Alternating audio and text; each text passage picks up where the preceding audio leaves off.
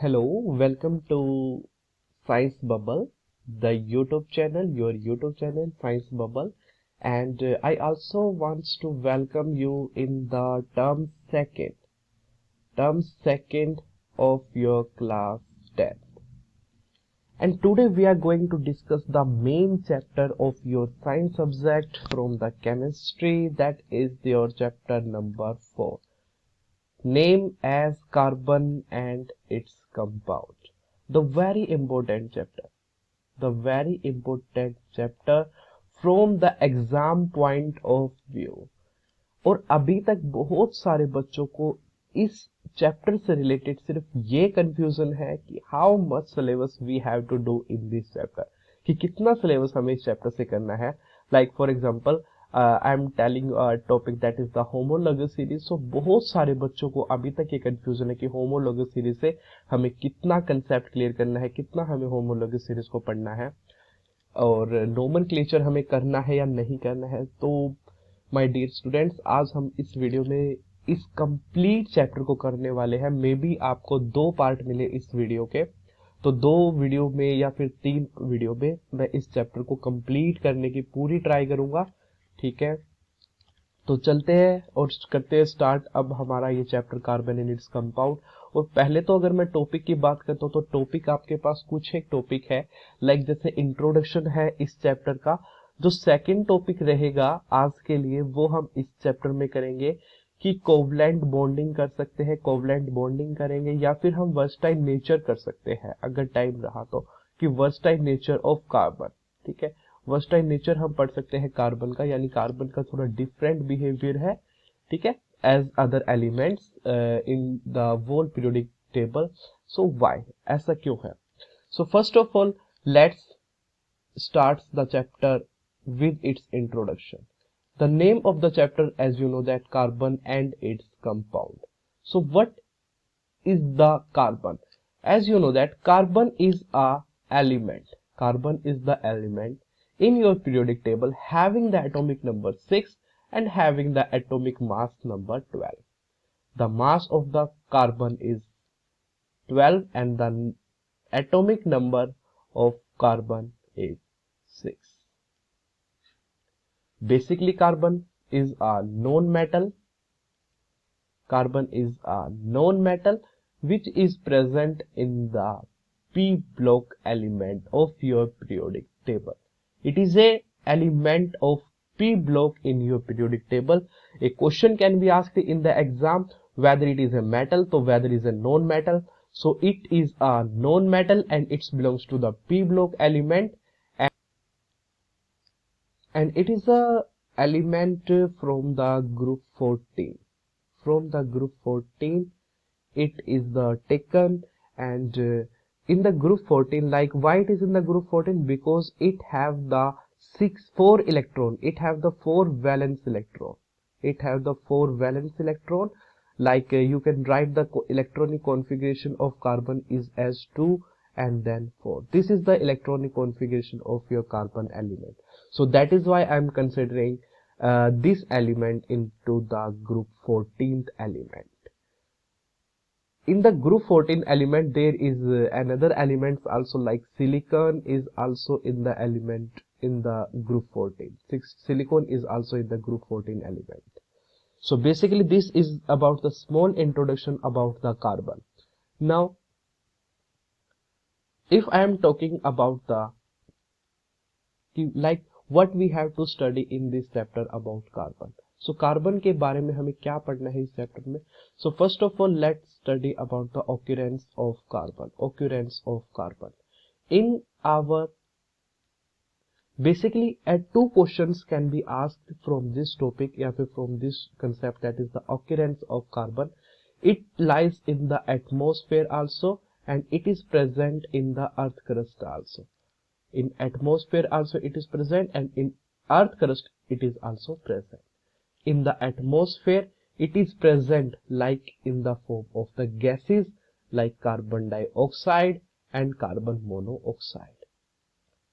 And in the earth crust, if I am talking about the earth crust, it is present as the carbonate, maybe it is present as the hydrogen carbonate, or may be present with some any other metals to form their carbonate and to form their hydrogen carbonate and maybe any other compound. And in the atmosphere it is only present in the 0.03%, and in the earth crust it is present only in the 0.02%. In the atmosphere it is present like in the form of carbon dioxide gases, and in the atmosphere its total concentration is 0.03%, and in the earth crust it is present as the carbonate and maybe as the biocarbonate, and the total concentration present in the earth crust is 0.02%. 0.02%. A questions may be asked in the CBSE in your term second exam, that in how much percent it is present in the atmosphere. So basically you have to answer it like 0.03%. Examiner can give you the options also, but by default I want to say you that in your term second exam there will be no MCQ questions. So basically these questions can be asked for the 2 marks questions. It can be asked as a 2 marks question. So in atmosphere it is present in 0.03%, and in the earth crust it is present as in the 0.02%. So basically this is a small introduction about the carbon. I am already told you about the electronic configuration, of carbon, that is the electronic configuration of carbon is 2 and 6 as the atomic number 2 and 4. So 2 and 4 is the electronic configuration of the carbon as its atomic number is 6. So in the K shell it have 2 electrons, and in the L shell it have 4 electrons. This is the structure of the atom for the carbon. In the K shell it have 2 electrons, and in the L shell it have 4 electrons.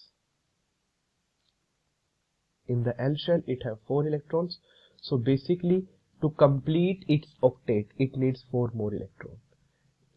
To complete its L shell,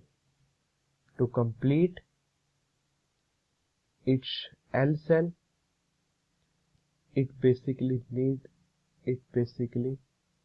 needs 4 more electrons. And after losing these 4 electrons, the 4 electron, it's completely, by losing that completely 4 electron, it can also take a complete K shell, that is the doublet. Will be complete, that is the K shell will be completed. So carbon यहाँ पर 4 electron है उसके L shell में, और वो 4 electron को अगर donate कर देता है तो वो K शेल कंप्लीट कर लेगा, जिसकी वजह से स्टेबल हो जाता है। और L शेल से अगर 4 इलेक्ट्रॉन को वो डोनेट कर ले या फिर गेन कर ले 4 इलेक्ट्रॉन्स को L शेल में, तो वो 8 इलेक्ट्रॉन कंप्लीट हो जाएंगे, जिसकी वजह से उसका ऑक्टेट कंप्लीट हो जाता है। ठीक है, बट कार्बन के लिए 4 इलेक्ट्रॉन का लॉस करना और गेन करना is a very difficult task. यानी कि अगर कार्बन, जैसे मैंने अभी आपको बताया कि कार्बन अगर L शेल है, देखो L शेल से अगर ये 4 इलेक्ट्रॉन का लॉस करता है तो तब भी इसके लिए बहुत डिफिकल्टी है। आयोनाइजेशन एनर्जी भी हमें बहुत ज़्यादा रिक्वायर्ड होती है। यानी कि हमें 4 इलेक्ट्रॉन को लॉस करना, 4 इलेक्ट्रॉन को निकालने के लिए जो एनर्जी चाहिए तो वो भी हमें लार्ज अमाउंट ऑफ एनर्जी चाहिए, और उसका रीजन मैं आपको अभी बताऊंगा। ठीक है, लाइक अगर हम L शेल है उसमें से अगर हम 4 इलेक्ट्रॉन को अगर लॉस करा देते हैं या फिर गेन कराते हैं उसमें से, देखो 4 इलेक्ट्रॉन को अगर गेन कराना है तो वो भी एक डिफिकल्ट टास्क ही है। ठीक है, तो दोनों ही टास्क में क्या कि एनर्जी हमें ज्यादा चाहिए, और उस कंडीशन पे हमारा जो कार्बन है वो स्टेबल नहीं हो पाएगा 4 इलेक्ट्रॉन गेन या लॉस करने के बाद भी। ठीक है, तो बेसिकली अभी हमने पढ़ा, या इंट्रोडक्शन में हमने पढ़ा कि जो कार्बन है उसका 4 इलेक्ट्रॉन, यानी कि जो कार्बन है उसका परसेंटेज हमने अभी एटमॉस्फेयर में, अगर मैं एक बात बताऊं आपको जो हमने अभी तक स्टडी की है, कि अगर मैं बोलता हूं कि जो एटमॉस्फेयर में कार्बन है मेरा कितना प्रेजेंट है, तो एटमॉस्फेयर में जो मेरा कार्बन प्रेजेंट है वो सिर्फ और सिर्फ कितना है 0.03%। और अगर अर्थ क्रस्ट की मैं बात करूं तो अर्थ क्रस्ट में मेरा जो कार्बन प्रेजेंट है वो कितना है अर्थ क्रस्ट पे, ओनली एंड ओनली 0.02%। देन फिर हमारे पास कार्बन के इतने सारे एलिमेंट हमें देखने को क्यों मिलते हैं, why there are too much elements forming the carbons. Carbon से बने हुए हमारे पास इतने एलिमेंट्स है कि फॉर एग्जांपल अगर मैं एक क्लासिफिकेशन करता हूँ या नंबर ऑफ कार्बन कंपाउंड्स को अगर मैं काउंट करना स्टार्ट करता हूँ तो इट विल नॉट पॉसिबल। ठीक है, तो ये चीज है कि it is not possible, it is not possible to count all the carbon compounds, all the carbon compounds, यानी कार्बन से जितने भी कंपाउंड्स बने हुए हैं सिर्फ उन सभी को काउंट करना भी पॉसिबल नहीं है। यानी कि अगर मैं एक समराइज करना चाहूँ तो देखो, कार्बन से बने हुए जितने भी एलिमेंट्स यानी कार्बन एलिमेंट से बने हुए जितने भी कंपाउंड्स है, अगर मैं उनको एक क्लासिफिकेशन करूं यानी अलग करता हूं और बाकी पीरियोडिक टेबल यानी जितने भी एलिमेंट्स बाकी सबसे जितने एलिमेंट्स मेरे हैं अगर मैं उनसे बने हुए कंपाउंड को एक तरफ रखता हूं तो तब भी जो ये पोर्शन होगा यानी कार्बन के जो एलिमेंट्स होंगे कंपाउंड्स होंगे वो फिर भी ज्यादा ही कंपाउंड्स बनेंगे। ठीक है, तो एक कंडीशन मैंने ये ली है कि मैंने जो कार्बन है उसके इतने सारे कंपाउंड्स जो बनते हैं, अब उस सब का मुझे एक रीजन है, वो रीजन देखना है कि वाई ऐसा इसलिए क्यों है कि it is not possible to count the number of carbon, यानी इतने सारे कंपाउंड्स को क्यों बनाता है। तो इसी चीज की हमें स्टडी करनी है किसमें, वर्सटाइल नेचर ऑफ कार्बन में। हमारे पास सेकंड टॉपिक मेरा स्टार्ट हो चुका है कि versatile nature of carbon, that is the different behaviour of carbon, यानी कार्बन ऐसा बिहेवियर शो क्यों करता है। तो इन बेसिक अगर मैं रीजन बताने की बात करूं तो बेसिक मेरे पास तीन रीजन है सिर्फ और सिर्फ। The first one is the catenation, एक को हम बोल सकते हैं कि कैटिनेशन एक ऐसा रीजन है। सेकंड रीजन मैं बोल सकता हूं कि टेट्रावैलेंसी, सेकंड रीजन है मेरा टेट्रावैलेंसी। और थर्ड रीजन है वो मेरा क्या है, small size of carbon, small size of carbon. Carbon का साइज है वो भी बहुत ज्यादा स्मॉल है और कैटिनेशन भी एक प्रॉपर्टी है। अब वन बाय वन हम इन प्रॉपर्टीज को थोड़ा डिटेल में स्टडी करेंगे, like what are this property. अगर मैं कैटिनेशन की बात करूं कि कैटिनेशन क्या प्रॉपर्टी है, सी कैटिनेशन एक प्रॉपर्टी है, it is a property to joint, it is a property, it is a property to join the atom, to join the atom of same type or maybe of different type, maybe of different type with itself, with itself। तो किसी भी element की एक property हो सकती है catenation, जिस property में हम ये चीज स्टडी करते हैं कि लाइक वो खुद से बॉन्डिंग कैसे कर सकता है और वो किसी दूसरे एटम के साथ कैसे बॉन्डिंग कर सकता है। फॉर एग्जाम्पल अगर मैं बात करता हूँ कि जैसे मेरे पास ऑक्सीजन है तो ऑक्सीजन मेरे पास O3 बनाता है, यानी ऑक्सीजन ने ऑक्सीजन के साथ भी बॉन्डिंग है फिर ऑक्सीजन के साथ भी बॉन्डिंग भी है। ऐसे अगर मैं बात करता हूँ P4 यानी फॉस्फोरस चार के साथ बॉन्डिंग करता है तो ये कैटिनेशन है उसकी भी, यानी सेम टाइप के साथ बॉन्डिंग करना। अगर मैं कार्बन की बात करता हूं तो कार्बन के अंदर जो कैटिनेशन की प्रॉपर्टी है बहुत ज्यादा लार्ज रेंज तक होते हैं, यानी कार्बन है बहुत सारे अपने अपने टाइप जैसे भी और अपने डिफरेंट यानी हाइड्रोजन से भी अटैचमेंट कर सकता है, यानी जो कैटिनेशन की प्रॉपर्टी है कार्बन में सबसे ज्यादा देखने को मिलती है। कैटिनेशन की जो प्रॉपर्टी कार्बन में सबसे ज्यादा है।